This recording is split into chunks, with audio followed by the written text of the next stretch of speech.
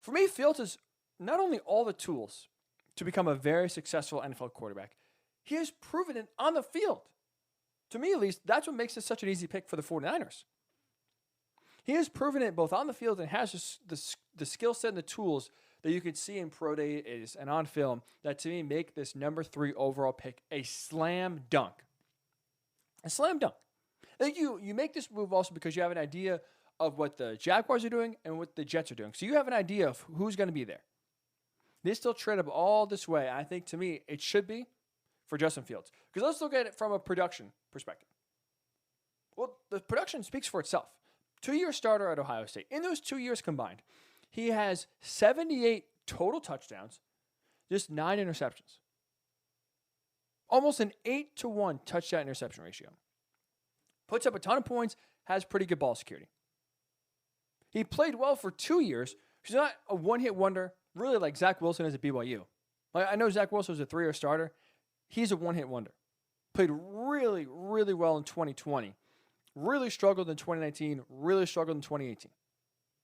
But Justin Fields consistently has played really good at a high level in the Big Ten, in a power conference, in a legitimate conference, for 2 years now. And if you have doubts, if you have questions, if you're not sold on Justin Fields from his on-field production, I'll point to this. I want to point to 2 games really quickly. I want to point you to the 2020 college football playoff game against Clemson, which they lost. I want to point you to the 2021 college football playoff game against Clemson, which they won. To me, that says all about the moxie, the determination, the chutzpah, if you will, of Justin Fields. That 2020 college football playoff semifinal game against Clemson, not this season, but last season, did not go well. Really struggled early on. Ohio State, played well from the 20-yard line to the 20-yard line, couldn't punch in the end zone, settled for a lot of field goals. That came back to bite them late. Clemson takes a late lead. If you remember, Ohio State driving down the field, chance to win the game. Justin Fields, because Chris Olave takes a wrong turn, they have miscommunication. He throws right, Olave breaks left, interception in the end zone, game over. Clemson advances to the national title game. Ohio State goes home. All off-season long, from the 2019 season to the 2020 season, was focused on one thing: getting back to that moment and avenging their loss to Clemson. That was it. And what happened? Obviously, as we know, the Big Ten had the wacky schedule, pandemic, and everything else. But Ohio State got back to that game. They made it back to the playoff, and they got that matchup against Clemson that they wanted for a year. And what happened? Justin Fields had a career day against that same defense and make him look silly just a year ago. 22 of 28, 385 yards, six touchdowns. He was out of his mind. He played the best game of his career against a defense that made him look silly a year ago.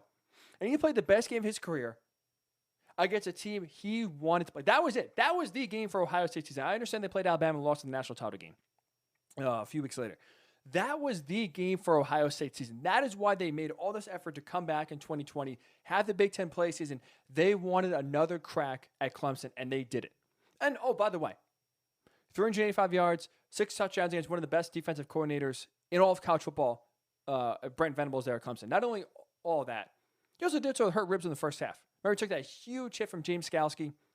Wasn't really, you see him every throw, he's wincing in pain. And he's still throwing 50-yard dimes down the field. Still embarrassing Clemson's defense. To me, that tells you all you need to know about Justin Fields. His ability to bounce back, his competitiveness, his determination, his ability to play hurt, his ability to lift his team and play well in the biggest moments. There's no question about that. To me, you have questions about the other quarterbacks here, but now with Justin Fields. To me, that performance sells itself as to why he should be the number 3 overall pick for the 49ers. But on top of that, on top of just that tremendous performance, and on top of just playing really well at Ohio State for 2 years, he's a tremendous leader. Again, part of the reason the Big Ten came back, whether you want to admit this or not, Justin Fields is a big reason why the Big Ten decided to change course, go from not playing in the fall to playing in the fall. Excuse me. He had that open letter, let us play. He was a big factor. Trevor Lawrence did so for college football. But when the Big Ten decided, after opening training camp, we're not going to play this fall, too dangerous, he was a big voice and a big reason that led the charge for the Big Ten to eventually return, and it did. Tremendous, tremendous leader.